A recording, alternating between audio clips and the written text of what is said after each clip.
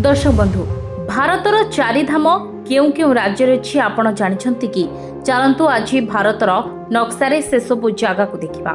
सबुठारु प्रथमे उत्तराखंड राज्य में अलकानंदा कूल अवस्थित बद्रीनाथ धाम, जहाँकि छोट चारिधाम बद्रीनाथ, केदारनाथ, गंगोत्री और यमुनोत्री रही। विष्णुंकर यह मंदिर अधिक थंडा होइतिबारु वर्षको मात्र 6 मास खोला रहे। द्वितीय हेउची गुजरात राज्य में अवस्थित द्वारिका धाम, यहाँ द्वारिकाधीश कृष्णक नगरी मध्य कहुए। तृतीय धाम हेउची आम राज्य में अवस्थित पुरी जगन्नाथ मंदिर, जोठारे आपण समस्ते जानिछंती प्रभु श्री जगन्नाथ को पूजा करा जाए। चतुर्थ धाम हेउची तमिलनाडु राज्य में अवस्थित रामेश्वरम धाम, सेठारे रामनाथ स्वामी को पूजा करा जाए। चारिधामर यात्रा को चारिधामर संज्ञा जगतगुरु शंकराचार्य देथिले एवं से ही देशर चारिकोण अवस्थापित करथिले।